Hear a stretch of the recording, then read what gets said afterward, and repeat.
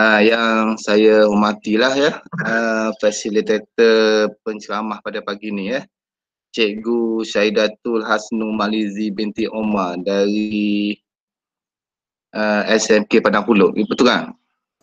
Betul. Okay. Rakan-rakan GBK daerah Kuala Terengganu dan Dungun serta para peserta kem PRS Sulung peringkat daerah Kuala Terengganu ya.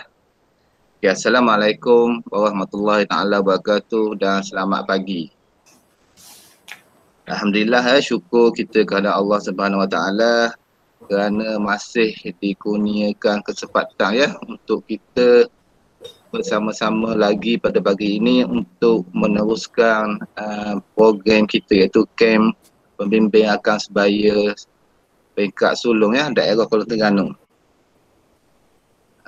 Dan syukur juga kita kepada Allah Subhanahu Wa Taala kerana diberikan nikmat berbagai nikmat yang kita terima hari ini ya, terutama sekali nikmat yang paling besar sekali ialah nikmat kesihatan ya.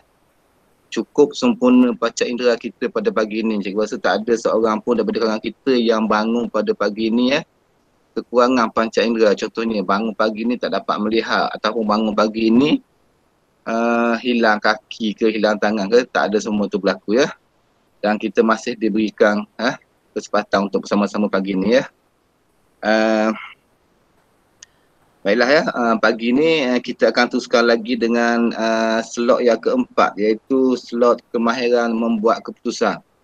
Dan cikgu rasa fasilitator ataupun penceramah kita pagi ini iaitu Cikgu Saidatul dah tak sabar ya untuk meneruskan pembentangan ya, perkongsian pembentangan ya, sebab dari tadi lagi cikgu tengok dia dah standby di skrin tu untuk buat pembentangan. Okey tanpa buang masa lagi, cikgu persilakan Cikgu Saidatul untuk menyampaikan perkongsian beliau. Dipersilakan. Okey, terima kasih diucapkan kepada Cikgu Zahrawi sebagai selaku moderator kita pada pagi ini. Cikgu Aliza, DJ pada pagi ini, semangat nampak tadi. Barisan facilitator, barisan guru pembimbing dan seterusnya anak-anak PRS yang dikasihi sekalian. Okey, saya nampak di sini 43 orang termasuk guru dan pelajar, dan saya pasti ada lagi pelajar yang tak masuk. Tapi masa tak menunggu kita, sebenarnya kita kena punctual lah. Itu dari segi menepati masa. Okey, so apa khabar anak-anak PRS pagi ni? Bersemangat ke? Sedia ke? Sedia. Okey, sebenarnya cikgu rasa teruja. Cikgu pun semangat. Bila cikgu perhatikan, cikgu kata teliti, anak-anak PRS Kuala Terengganu ni sangat proaktif. Cikgu tengok dalam Telegram, dalam beberapa kita punya slot ni ada soal jawab, sangat proaktif, very smart, cantik-cantik semua kan. Jadi cikgu mengucapkan tahniah dan syabas kerana anda telah membuat keputusan yang bijak untuk menyertai kem PRS sepanjang 2 hari ini. Pengorbanan kita kan, pengorbanan semualah dari pagi bersambung ke malam, and then untuk hari kedua ni. Okey, terima kasih semua dan teruskan keep it up, you punya semangat. Okey, seperti yang kita lihat di slide, jelas semua nampak di slide ni? Nampak. Okey, alhamdulillah. Okey, pagi ni kita akan fokus kepada satu kemahiran yang sangat penting juga, iaitu kemahiran membuat keputusan. Yang akan disampaikan oleh saya, Cikgu Syahidatul, ataupun lebih dikenali dengan Cikgu Syah lah sebab panjang sangat nama tu. So pendekkan Cikgu Syah. Kalau tidak belit-belit lidah nak panggil kan. Okey, sebelum tu cikgu nak kita recap ataupun kita throwback, imbas semula. Apakah kemahiran yang telah kita pelajari sebelum ini? Ada 3 kemahiran kan? So respon anak-anak. Sebelum ni kita belajar apa? Kemahiran apa? Kemahiran menyelesaikan masalah. Kemahiran interpersonal. Okey, kita ikut step by step lah. Okey, interpersonal dan kemahiran menyelesaikan masalah. Okey. Menyelesaikan masalah. And then satu lagi, kemahiran kepimpinan. Okey. Kena semak tu dalam fikiran. Okey. Dan sekarang ni, hari ni kita akan sama-sama menyelusuri tentang kemahiran membuat keputusan. Okey. Bila kata membuat keputusan, kita hari-hari, rutin harian kita memang berkisar tentang membuat keputusan. Contoh pagi ni, bangun. nak makan apa ya pagi ni? Nak makan nasi rasa berat pula perut ni kan? Ataupun nak makan sekeping roti ke? Tu pun kita buat keputusan. Benda simple tetapi memerlukan kita membuat keputusan. Betul? Betul anak-anak?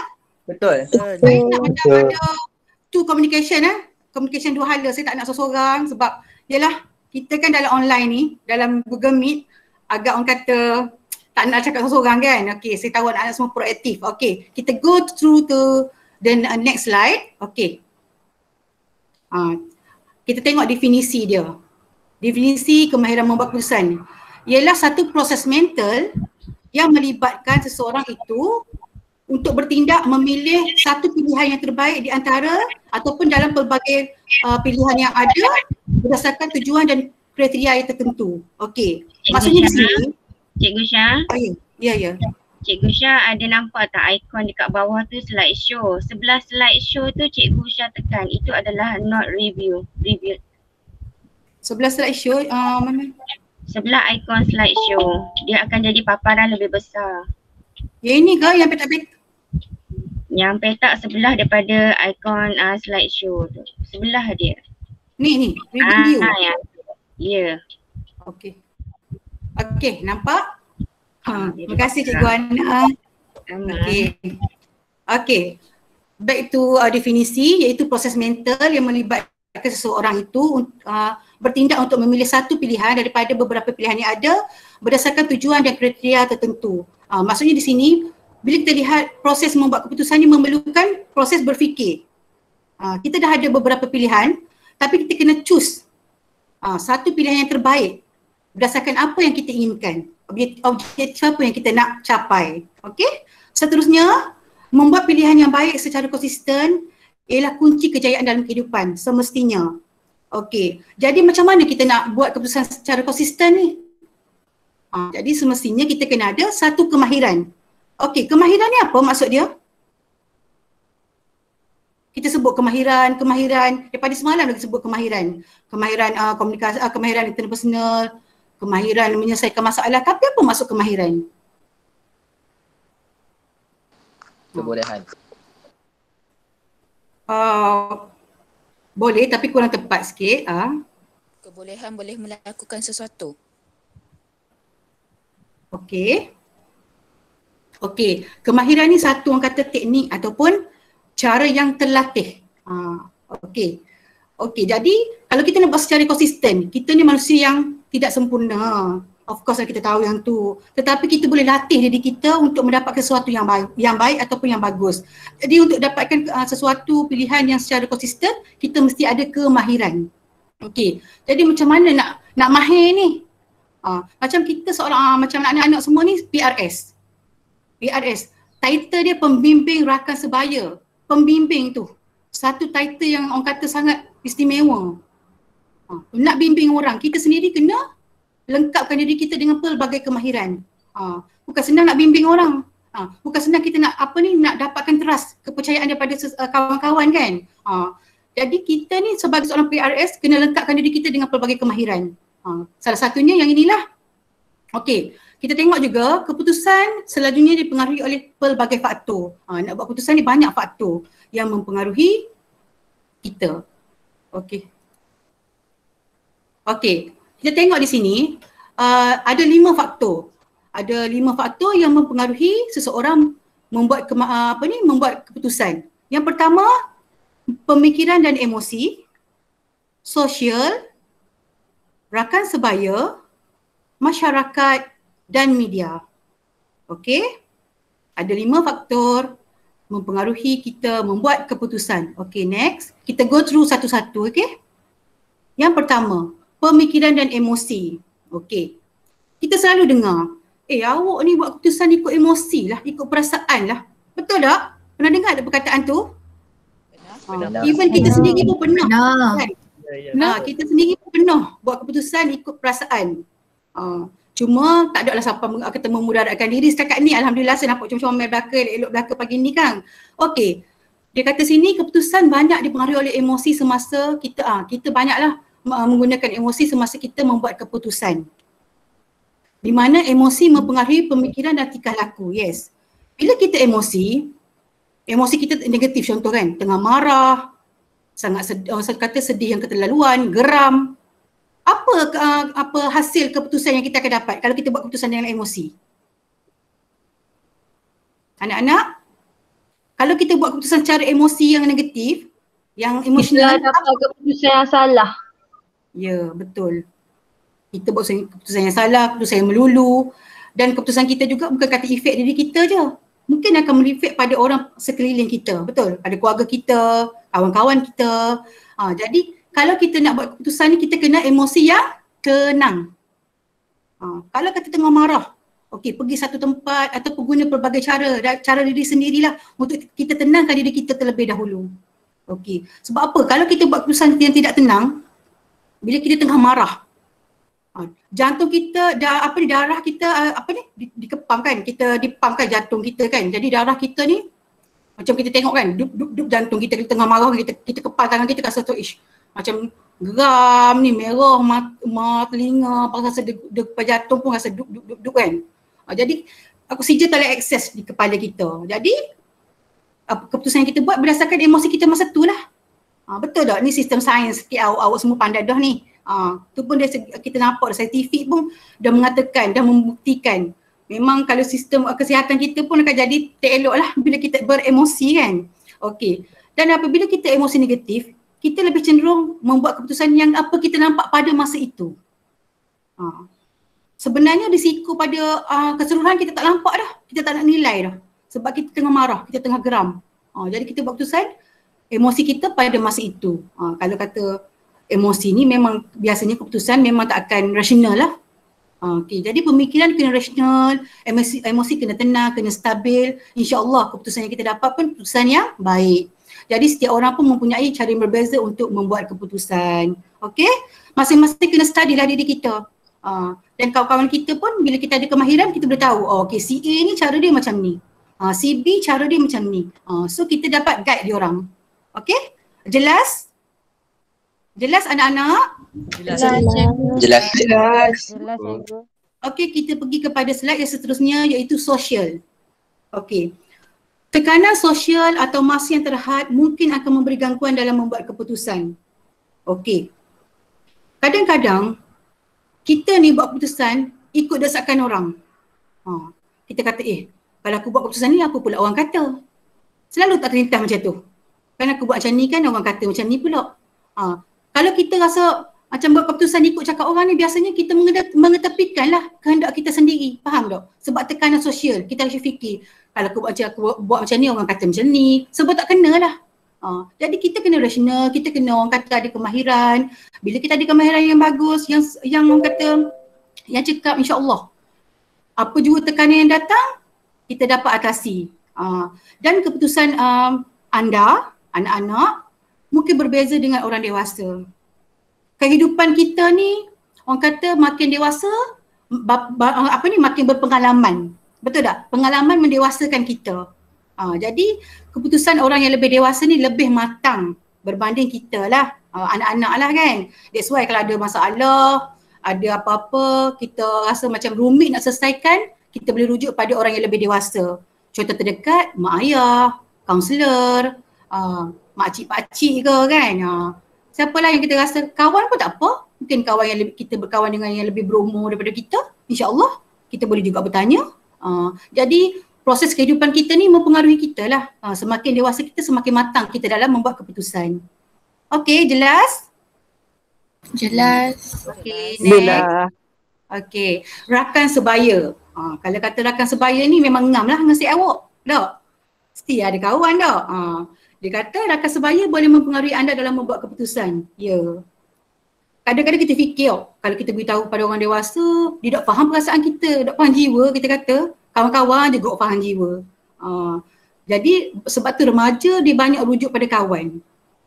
Kalau kata kawan ni beritahu kawan setuju je. Ya dah, ya betul lah awak buat tu gini-gini. Kalau ibu bapa ni mungkin lah. Ibu bapa kan dia dewasa, dia matang, dia macam banyak dah bagi guide kan. Okey. Lepas tu boleh membuat keputusan yang baik ataupun rakan sebenarnya ada dua jenis rakan lah. Awak pun tahu kan kalau kata kawan yang baik akan mempengaruhi benda yang baik lah pada kita. Kalau sebaliknya Dia akan membawa kita kepada keburukan. Jadi dalam konsep ini nak pilihlah rakan yang dapat memberi idea yang baik. Rakan yang baik dapat membimbing kita. Seperti awak lah, PRS yang baik-baik, yang boleh diteladani, yang boleh dirujuk. Jadi kata kat kawan, pilihlah aku sebagai kawan. Nyanyi sikit gitu dah. Buat sikit kita, tunjukkan semangat kita, tunjukkan title kita. Macam kita ni bernilai untuk kawan. Okey. Lepas tu dia kata, penting untuk kita memilih rakan sebaya untuk mempengaruhi sikap dan tingkah laku kita. Okey. Kita pergi pada seterusnya, masyarakat. Keputusan yang anda buat mungkin tidak berkesan tanpa melibatkan komuniti dan jiran tetangga. Cikgu nak awak tengok keliling awak. Ada jiran awak tepi awak? Ada tak neighbor awak kat tepi? Kau duduk sorang atas bukit, terpencil, tepak. Duduk kan? Ada jiran, kalau dalam kalau taman perumahan tu berjujur, berbagai rumah tak. Jadi maksudnya di sini kita hidup dalam bermasyarakat. Nak tak nak kita tak boleh ketepikan masyarakat dalam kita membuat keputusan. Contohnya, kita pernah dengar tak kes penderaan. Kes penderaan, kenapa boleh berlaku kes penderaan tu? Sebenarnya kan jiran sebelah rumah je. Sampai kita tahu-tahu pun macam ada kes hari tu, sampai meninggal budak tu. Jiran pernah dengar, dia kata pernah dengar je suara budak menangis apa semua. Tapi dia tak sampai tahu. Konsep tak nak jaga tepi kain orang tu selalu ada lah. Mindset gitu kan. Sebenarnya kalau kita rasa sesuatu, something wrong lah. Anak dia asyik menangis je, contoh kan jiran kita ni. Anak dia asyik menangis je, tak kena.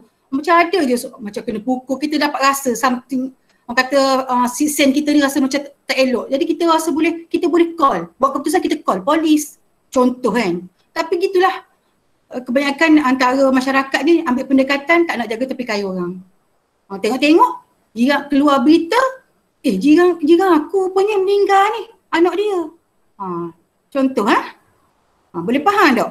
Maksudnya kita ni penting, semua penting dalam satu masyarakat ni yang orang kata orang muda pun boleh didengari lah pendapat dia, jangan kata orang dewasa sahaja. Okey, faham? Kita kena relate dengan keadaan sekarang lah. Okey. Faham. Okay, next media. Yang ini memang dekat dengan diri awak juga ni, media. Apa sahaja sekarang yang berlaku, semua media, betul. Kan? Jadi sekarang ni kalau kata media ni, keadaan sekarang lah, dia lockdown apa semua kan, nak pergi jumpa kawan pun tak boleh. Semua kena melalui media. WhatsApp, ada grup WhatsApp ke, tu IG, Facebook, Twitter dan sebagainya, banyak lah. Kan? Jadi memang betul, media ni sebenarnya buat masa sekarang sebab dunia tanpa sepadan, ledakan teknologi sekarang memang media sangat memainkan peranan dalam seseorang itu membuat keputusan. Contohnya kalau kita nak cari sesuatu, macam contoh cara untuk mengatasi stres, contoh kita pun Google. Kita pun ada cara-cara dia. Kita tengok gini cara dia. Jadi kita pun pilih salah satu cara dia untuk kita buat keputusan untuk atasi stres kita. Contoh. Yang itu yang sudut baik lah, yang sudut negatif pun ada. Kalau awak ingat, saya tak tahu awak ni pernah dengar kes ni, tapi pada 2019 ada seorang remaja di Sarawak, dia telah, tajuk dia, tagline dia, remaja 16 tahun bunuh diri setelah mendapat undian 69% di IG. Maksudnya remaja ni, remaja perempuan, dia ada masalah keluarga. Dia ada masalah dengan ibu bapa dia. Lepas tu dia telah buat satu status lah di IG. Dia kata really important, help me choose DOL. Maksud D tu stand for die, L tu stand for life. Dia pun buat kotak undian, sistem pool. Lepas tu awak faham sendiri dok, bila kata IG ni tak semestinya kawan kita belaka. Orang kita tak kenali pun ada dalam IG kita. Jadi mungkin pada masa tu orang yang tengok status ni, budak ni agaknya main-main kot. Jadi orang pun choose lah. Orang pun pilih. Die sampai dia dapat 69% die. Dia emosi tak stabil masa tu. Tengah sedih, tengah nak nangis. Dia pun nak kata aku dapat keputusan, orang suruh aku bunuh diri. Die. Dia pun pergi kat satu bangunan, dia pun terjun. Dia matilah. Awak tengok dok. Betapa seriusnya kemahiran membuat keputusan ini, orang tolong buat keputusan kita dah sampai membawa kepada maut. Jadi apa-apa hal kita, itu memang kita tak payah ikutlah, itu memang kata sangat tidak bagus, sangat berdosa lah kita ni orang Islam dah. Tapi nak lihat benda tu wujud. Benda tu wujud. It's real. Okey, memang tak terjangkau di fikiran kita tapi benda tu berlaku. Itulah cikgu kata tadi, dunia tanpa sepadan. Okey? Okey, jelas? Okey, 5 faktor sebutkan sebelum kita go through pada next step. Pemikiran dan emosi, media, sosial, sebaya dan Sebaya, media, masyarakat, media. Okey. Okey, boleh buat ni catatan nota lah tu. Buat 5 faktor. Okey, apa dia? Buat sikit-sikit. Ini sebenarnya kita dalam satu masa yang sama kita ajar juga cara catat nota dan mengingat. Okey. Next kita pergi pada, okey, ni ada cikgu terjumpalah kajian ilmiah tentang kemahiran membuat keputusan dalam kalangan pelajar sekolah menengah. Dari target awak lah ni, sekolah menengah. Yang dibuat oleh Mazli Syam Abdullah dan Saimah Rahman daripada Fakulti Pendidikan Universiti Kebangsaan Malaysia. Okey, kita tengok apa dapatan dia daripada kajian ilmiah ni. Okey, nampak tak graf tu? Boleh zoom lah kan, kalau guna telefon tu boleh zoom, tengok. Okey, dia tengok graf tu, dia naik, lepas tu dia turun, dia naik balik. Di situ ada 5 konsep dalam kemahiran berkeputusan. Ada pula anak-anak dia, dia kata yang pertama konsep kemahiran mendefinisi masalah, menjana alternatif, menyemak risiko, memilih alternatif dan menilai keputusan. Okey, cikgu nak tengok awak fokus sekarang bahagian mana yang graf ni turun? Kat bahagian mana? Kemahiran apa yang graf ni rendah? Kalau kita tengok sini, kemahiran mendefinisi masalah dan menyemak risiko. Dua-dua perkara ni sangat penting. Kenapa kemahiran mendefinisi masalah ni paling rendah? Bukanlah paling rendah, antara rendah, kedua rendah. Sebabnya remaja tu ataupun pelajar tidak faham apa masalah dia sebenarnya. Betul. Dia ada masalah, contoh dia ada masalah dengan adik dia lah. Dia marah ke adik dia sebab ayah dia bagi duit belanja lebih. Dia jealous dengan adik dia. Lepas tu dia tak setuju, dia macam tak bertegur dengan adik, selalu bully adik. Lepas tu dengan ayah dia pun dia marah, dia rasa geram. Ayah ni tak adil lah, sayang adik je. Sebenarnya di situ apa masalah dia? Bukan dia nak marah adik dia sangat. Sebenarnya masalah dia adalah duit. Duit sebab ayah bagi duit belanja lebih pada adik. Ke dia kurang, sebenarnya masalah duit. Itu masalah yang utama. Tapi kebanyakan pelajar dia tidak dapat mendefinisikan masalah dia yang sebenar. Dia hanya nampak yang sampingan sebagai yang utama. Sebab itulah kita tengok graf ni dia turun kan. Dia macam permulaan dia tu rendah. Okey, lepas tu dia naik, lepas tu dia turun secara mendadak dekat menyemak risiko. Yang ini paling penting. Bila buat keputusan, kita tak tengok risiko dia. Kita ada banyak pilihan. Tapi kita tak nilai, kita tak kena pasti identify apa risiko dia kalau kita buat pilihan satu ni, apa risiko dia. Apa pilihan kedua. Okey, apa pilihan ketiga seterusnya. Okey? Jadi dia kata di sini dapatan dia kemahiran membuat keputusan berada pada tahap sederhana. Dapatan kajian menunjukkan pelajar-pelajar sekolah menengah berkebolehan dalam kemahiran menjana alternatif tetapi masih lemah dalam kemahiran menyemak risiko. Okey? Okey, faham? Jadi maksudnya di sini kajian pun telah membuktikan memang kemahiran membuat keputusan ni sangat penting. Okey? Beres belaka anak-anak? Baiklah. Okey, kita next. Pergi pada, okey, yang ini 3 langkah. Tak ada 5 faktor. Sekarang kita pergi pada 3 langkah. Okey, rupa-rupanya cikgu nak buat keputusan ni ada langkah-langkah. Oh memanglah. Tak ada langkah-langkah tak jadi kemahiran pula. Kita nak makan nasi pun ada langkah-langkah dia. Basuh tangan. Baca doa. Lepas tu baru makan nasi. Semua hidup ni ada step tau. Okey, jadi langkah-langkah membuat keputusan. Yang pertama kita tengok mengenal pasti perkara yang perlu dibuat keputusan. Yang kedua, mengenal pasti pilihan-pilihan yang ada. Yang ketiga, mengkaji kelebihan dan kelemahan setiap pilihan. Okey? Jangan susah hati anak-anak, kita pergi pada satu-satu. Okey? Okey, cikgu go Beres? Okey.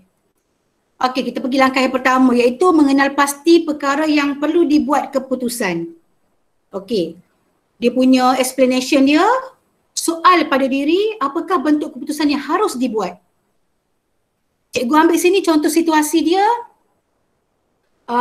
Patutkah saya meminjamkan buku kepada rakan saya sedangkan saya memerlukan untuk mengulang kaji pada malam ini. Okey. Isu dia, kawan dia nak pinjam buku tu, satu buku study ni, contoh buku rujukan, sedangkan dia pun nak menggunakan buku tu. Jadi di dalam dilema. Jadi dia kena buat keputusan lah. Okey, kita go through to next langkah, next step. Anak-anak boleh duduk sini? Boleh. Faham tak? Boleh. Boleh. Okey, kita pergi yang kedua. Boleh. Langkah kedua tadi mengenal pasti pilihan-pilihan yang ada. Okey. Kita dapatkan seberapa banyak maklumat yang ada berkaitan dengan isu tadi. Isu tadi dia nak pinjam buku, kawan nak pinjam buku sedangkan dia nak guna juga. Jadi dia dapatkan seberapa maklumat. Seberapa orang kata idea lah untuk dikaitkan dengan persoalan itu. Sabar. Lepas tu dia pun senaraikan. Okey, kalau kita tengok sini ada 6. Ada 6 pilihan yang ada. Yang pertama, dia pinjamkan buku itu kepada rakan. Okey, dia identify semua. Dia tulis belakang, dia salin dia tulis semua apa pilihan yang ada. Yang pertama, pinjamkan buku itu kepada rakan. Yang kedua, tidak beri buku itu dengan alasan dia sendiri nak menggunakan. Katanya Abu lah tadi. Abu ni dia kata yang pertama dia pinjamkan buku itu kepada kawan dia Ali. Yang kedua, Abu tak akan bagi buku dengan alasan dia beritahu kepada Ali dia sendiri nak menggunakannya. Okey, yang ketiga, Abu ni dia cadang pada Ali, okey, boleh nak pinjam buku. Awak datang pagi-pagi kita study sama-sama. Okey. Yang keempat, dia minta Abu minta Ali ni datang ke rumah dia. Okey. Yang kelima, Abu bagi buku pada Ali tapi dengan syarat Abu kena pulangkan semula buku tu pada malam tu juga. Okey. Lepas tu dia minta yang keenam, Abu minta Ali ni pinjam buku dengan kawan yang lain. Bila kita tengok contoh ni, relate tak dengan diri kita? Pernah tak berlaku pada diri kita? Tak kira lah, bukan kata buku saja, mungkin pinjam duit ke. Kalau puang tu pinjam tudung pun ada tau. Okey. Betul. Beres. Okey, boleh tak cikgu pergi kepada next slide? Boleh. Okey. Okey, langkah yang ketiga iaitu mengkaji kelebihan dan kekurangan setiap pilihan. Okey, kita kena fikirkan kebaikan dan keburukan setiap pilihan yang disenaraikan serta kesannya kepada diri sendiri, keluarga, orang lain, persekitaran.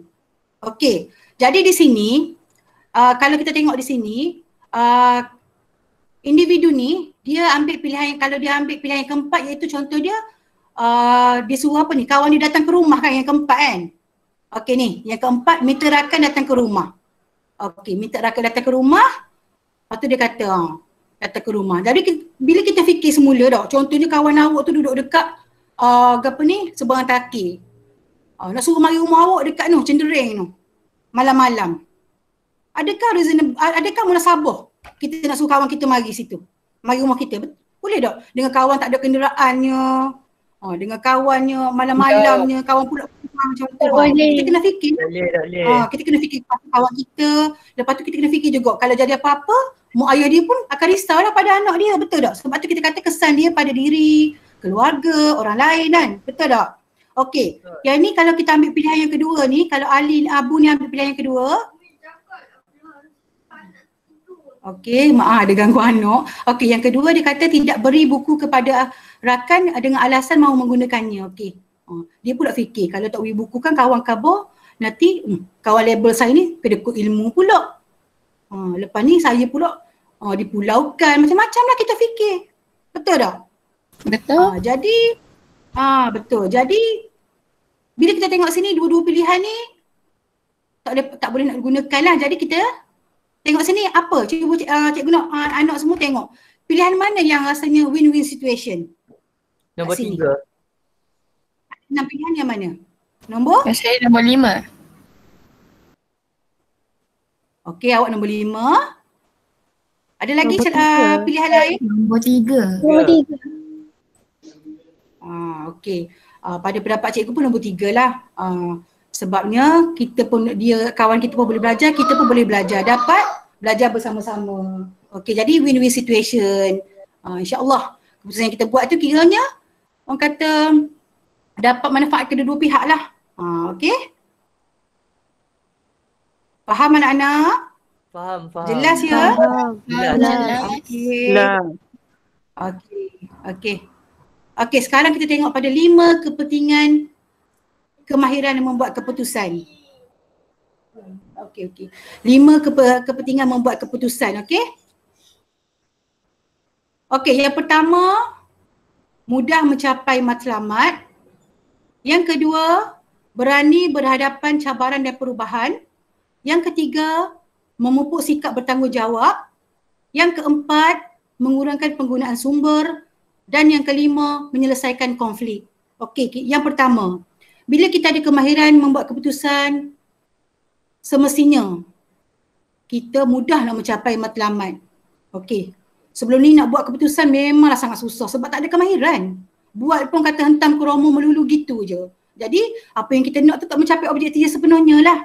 Okey, yang seterusnya berani berhadapan cabaran dan perubahan. Ya, bila kita berkemahiran membuat keputusan ni kita rasa yakin. InsyaAllah saya boleh bantu rakan saya. Kita berani. Kalau kawan ada masalah kita tampil ke depan. Okey, saya boleh tolong awak. Sebab remaja ni suka nak didengari. Kawan-kawan awak sendiri pun nak didengari kan. Ada masalah tak mau pendam. Kita kena orang kata jangan botol kita jangan pendam. Kita kena blow up. Okey, kita kena luah pada orang. Ada masalah supaya masalah kita insya-Allah dapat diselesaikan. Okey, yang seterusnya memupuk sikap bertanggungjawab. Ya, macam kita ni PRS ada apa ni dilengkapkan dengan kepimpinan. Semestinya bertanggungjawab ni salah satu aspek lah dalam diri PRS kan. Okey, yang seterusnya menggunakan penggunaan sumber. Okey, di sini maksudnya selama ni nak buat keputusan sebab tak ada kemahiran makan masa 3 minggu. Lepas tu guna pula duit, tenaga apa semua memang banyak lah. Jadi bila kita ada kemahiran insya-Allah yang masa 3 minggu tu kita boleh cut off sampai 5 hari sahaja. Contoh. Okey. Dan seterusnya dapat menyelesaikan konflik. Ya, ini semestinya. Bila kita ada keputusan insya-Allah kita dapat selesaikan masalah itu dengan jayanya, dengan baik. Okey. Okey, cikgu pun sampai kat rumusan dah ni. Yang ini rumusan dia. Secara conclusionnya, kesimpulannya, kemahiran ini sangat penting dalam diri pelajar untuk mengetahui cara membuat keputusan yang tepat dan bernas. Bila ada kemahiran, macam cikgu beritahu tadi, kepentingan dia, kita boleh buat keputusan secara tepat, bernas. Orang kata macam tadi, kata kalau 3 minggu kita boleh cut off sampai 5 hari sahaja, contoh. Okey. Hal ini kerana pelajar akan mempunyai sikap bertanggungjawab untuk memastikan intipati keputusan yang dilakukan dapat menyelesaikan masalah. Semestinya buat keputusan ni kita dapat selesaikan masalah lah. Keputusan dengan menyelesaikan masalah ni dia satu perkaitan yang orang kata macam adik-beradik. Ada perkaitan lah, ada orang kata kaitan dua tu. Okey. Seterusnya akhirnya dapat mewujudkan modal insan yang mahir dalam membuat keputusan dan menganalisa maklumat secara sahih dan tepat. Yang ni kita nak. Kita nak lahirkan PRS yang orang kata berdedikasi, berkaliber, berkepimpinan, mempunyai kemahiran-kemahiran yang sepatutnya dimiliki oleh seorang PRS. Okey. Faham tak? Jelas tak apa yang cikgu present hari ni? Jelas. Faham. Jelas cikgu. Jelas. Okey. Okey, kita buat sedikit orang kata. Jelas. Ya, pandai awak. Okey. Berapa faktor? Untuk membuat keputusan ada berapa faktor? 5. 5. Sebutkan 5 tu. Anak-anak sebutkan 5. Pemikiran dan emosi, masyarakat, sosial, budaya, masyarakat dan media. Okey, 5 faktor berapa langkah? 3. Okey, sebutkan 3 langkah. Mengenal pasti perkara yang perlu dibuat keputusan. Okey, next. Mengenal pasti pilihan yang ada. Okey, next. Mengkaji kelebihan dan kelemahan setiap pilihan. Okey, 5 faktor 3 langkah dan berapa kepentingan dia kita ada? 5. Okey, sebutkan 5 kepentingan tersebut. Mudah mencapai matlamat. Berani Berani menghadapi cabaran. Berhadapan cabaran dan Okey, perubahan. bagus. Memupuk Berani sikap bertanggungjawab. Okey. Mengurangkan penggunaan sumber. Okey, last. Menyelesaikan konflik. Okey. Saya rasa awak dah jelaskan, dah dapat dah apa sesuatu pada pagi ni. Dah siap boleh buat orang kata nota dah di situ tu. Kita kena kreatif. Bila kita buat sesuatu, kita dengar sesuatu ceramah ataupun orang kata motivasi ke macam tips macam ni, kita kena terjemahkan melalui kreativiti kita. Kita jangan salin satu-satu ayat dia. Ini salah satu contoh. Dan dalam karangan pendapat ke apa semua kita boleh selitkan note-note ni. Okey? Jadi di sini ada apa-apa persoalan? Semua faham? Faham. Okey, Alhamdulillah. Jadi cikgu pun akan mengakhirilah. Dah sampai ke slide yang terakhir. Dah sampai dah. Jadi cikgu mengucapkan ribuan terima kasih semua anak-anak PRS atas perhatian, tumpuan yang awak berikan hari ini. Semoga apa yang kita kongsikan pada pagi ini kita dapat manfaatkan. Bukan kata untuk PRS saja. Semasa kita bergelar PRS, tapi dalam semua kehidupan kita, seluruh kehidupan kita. Okey? Okey anak-anak, itu saja daripada cikgu. Wabillahi taufiq wal hidayah. Wassalamualaikum warahmatullahi wabarakatuh. Bye. Sampai jumpa lagi. Terima kasih cikgu. Terima kasih cikgu. Ya. Okey. Okey ya. Terima kasih kepada Cikgu Syahidatu di atas perkongsian beliau sebentar tadi. Diharapkan apa yang telah disampaikan itu dapat menjadi pemaking ke arah kemenjadian seorang PRS yang berwibawa di sekolah masing-masing nanti ya. Okey, cikgu rasa setakat ini dulu slot kita itu slot keempat ni ya.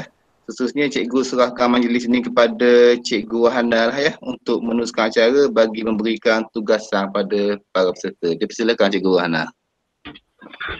Okey, terima kasih banyak. Mula-mula kita berikan tepukan, semua buka mikrofon, berikan tepukan kepada Cikgu Syahidatul Hasno, majlis kita akan berikan pertama.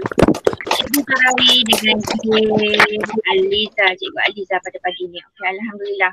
Tugasan cikgu hari ni ialah cikgu nak minta sekejap you all yang ada dekat depan cikgu, dengan kalau ada cikgu Fesi yang ada bersama dengan cikgu, kalau boleh buat sikit buat screenshot sikit, ambil rakaman apa yang pelajar buat sekarang ni walaupun cikgu tengah rekod.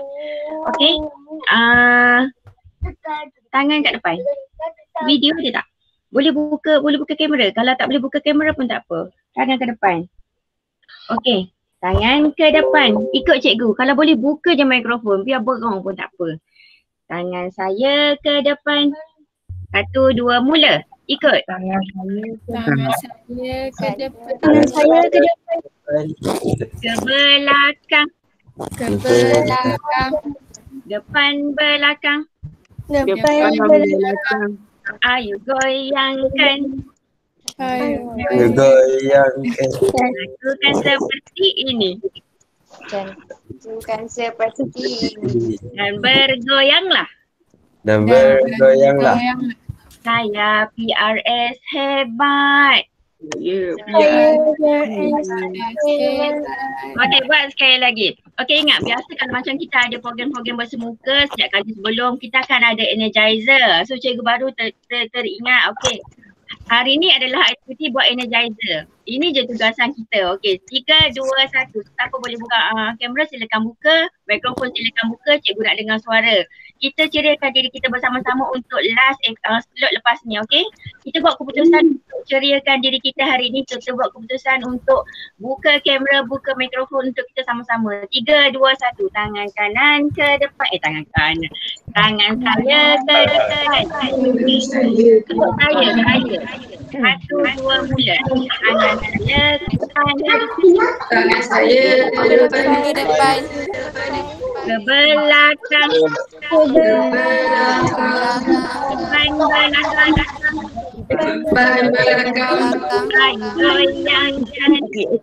Saya goyangkan. Seperti biarlah pegong. Memang macam tu kalau yang dalam online. Apa? Lakukan seperti ini. Lakukan seperti ini. Bergoyanglah. Dan bergoyanglah. Saya PRS hebat. Saya PRS hebat. Okey, kita buat sama-sama. Okey, lepas ni kita boleh doa berhati. 3, 2, 1. Saya ke depan. Ke belakang. Goyangkan. Lakukan seperti ini dan bergoyanglah. Saya hebat. Tangan kanan ke depan. Ke belakang. Goyangkan. Lakukan seperti ini dan bergoyanglah. Saya PRS hebat. Okey, bagi tepukan untuk diri masing-masing. Terima kasih semua itu pada tugasan kita buat keputusan untuk ceriakan hidup kita dan buat keputusan yang muktamad. Saya adalah PRS yang akan ditauliahkan pada petang ini, insya-Allah. So kita tutup dulu majlis kita dengan surah Al-A'raf dan tasbih kifarah. Bismillahirrahmanirrahim. Bismillahirrahmanirrahim. Wal 'asri. Wa tawassaw bis sabr.